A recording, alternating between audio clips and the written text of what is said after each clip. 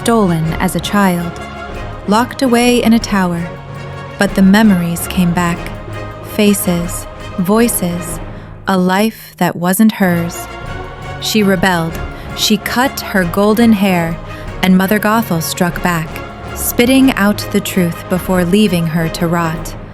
Alone, trapped, until Snow White found her, and the tower's curse was shattered. Welcome to Once Upon a Crime, where dark truths, lost legends, and twisted fairy tales come to light. At first, I thought they were only dreams. Glimpses of a life that could never be mine, a cradle carved of gold, a woman's arms that smelled of roses, music drifting through halls I've never walked. But dreams don't leave the taste of tears in your mouth when you wake. Dreams don't follow you into the day. And lately, they've been stronger, clearer. Every whisper of the wind sounds like someone calling my name. Every shadow feels like it remembers me. And deep down, I think I'm starting to remember it, too. And in a tower hidden deep in the tangled heart of the woods, the stolen child was beginning to believe in her visions. That night, Mother Gothel returned. From far below, her voice rang sharp and commanding, echoing against the stone. "Rapunzel, Rapunzel, let down your hair." By force of habit, Rapunzel obeyed. She uncoiled the long braid from her arm, let it spill out the window like a golden rope, the weight of it tugging at her scalp as Gothel began her climb. When the witch's face emerged over the window ledge, Rapunzel stepped back, her heart pounding. "Tell me the truth," she said, her voice steadier than she felt. "Who am I?" Gothel brushed herself off and gave a dismissive scoff. "You are mine. I've told you this 100 times." "No," Rapunzel pressed. "I remember things. A castle, a woman who isn't you. Tell me, or what?" Gothel's smile was slow, cold. Rapunzel's fingers tightened around the heavy braid coiled in her hands. In the other, she gripped a pair of scissors, their blades catching the moonlight. "Tell me the truth," she warned again, her voice trembling with both fear and defiance, "or I swear I'll cut it. The only way up or down this tower will be gone." Gothel's eyes flicked to the gleaming metal, her jaw tightening. "You wouldn't dare," she hissed. Rapunzel's knuckles whitened around the braid. "Try me." Gothel's eyes narrowed, her voice sharpening into a hiss. "You want the truth?" Gothel's lips curled into a slow, poisonous smile. "You were never mine. You were given to me, traded away like a useless trinket by a coward who dared to call himself your father. Your mother sent him to steal from my garden, and when I caught him, I could have ended them, his wife and the child she carried. But I offered a bargain. Give me the child once born, and I would spare their lives." Her voice dripped with venom. "He sold you for a handful of stolen lettuce." Rapunzel felt the ground beneath her heart crumble, the belief that she was something precious shattering into dust. Gothel leaned closer, her eyes glittering with twisted delight. "And this is what will tear you apart. He didn't give me their daughter. He exchanged her for you." She paused, savoring the moment before the final cut. "Do you know who your real mother is, little dove? The queen herself." Rapunzel's pulse roared in her ears. Mother Gothel had known all along that Rapunzel was the queen's daughter, and the knowledge only made her satisfaction deeper, darker.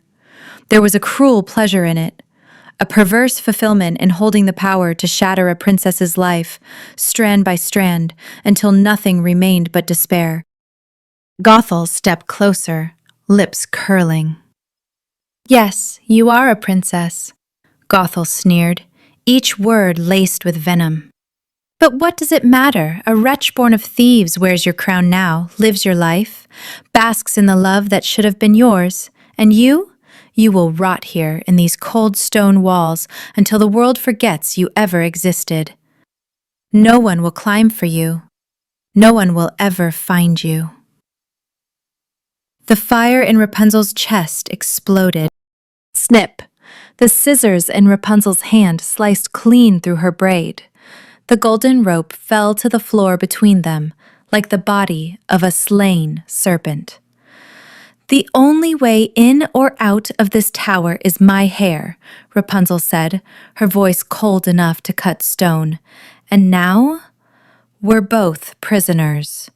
She hurled the severed braid out the window, watching it vanish into the abyss below, like flinging the last shred of her captivity into the night. The wildfire inside Rapunzel ignited. Her hand flew before thought could catch it. Crack! The slap split the air like a whip, spinning Gothel's head to the side.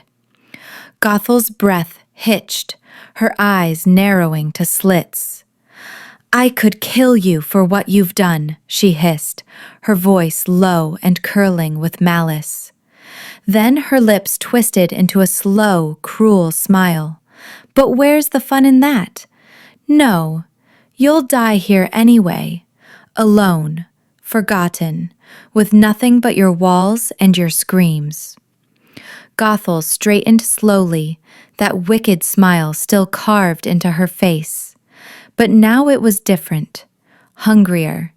Her pupils stretched into black voids, her skin paling to a cold, ashen hue. Bones cracked beneath her skin, shoulders twisting at unnatural angles. Her hair writhed like serpents in the torchlight. You want to see the truth, little dove? She rasped, voice layered with something inhuman. Then see me.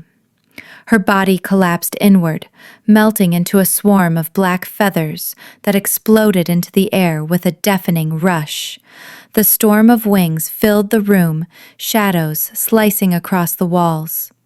When the whirlwind settled, a massive raven stood in her place, its feathers slick as oil, its eyes glowing a deep, hellish red, like fresh blood gleaming under moonlight. Without a sound, the creature launched itself toward the window, wings beating with a force that rattled the stone.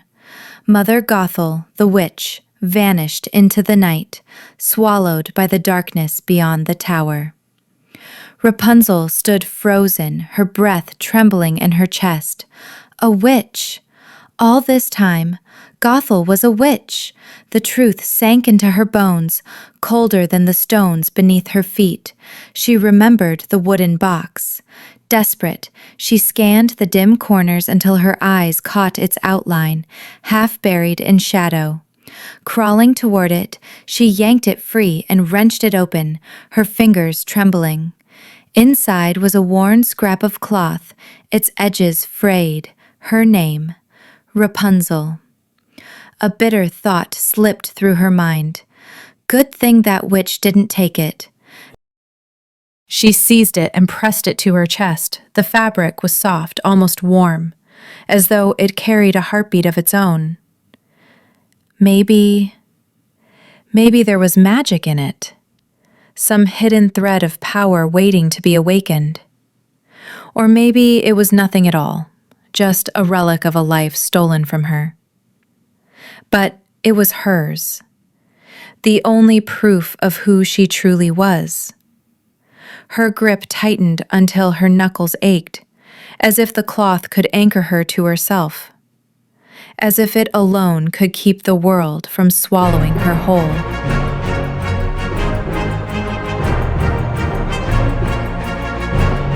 Stay with us for the next chapter of our tale, where Snow White uncovers Rapunzel concealed deep within the shadows of an ancient forgotten tower. And and by the power of Rapunzel's golden braided hair, don't forget to like, share, and subscribe. Hit that notification bell because who knows? You just might live happily ever after.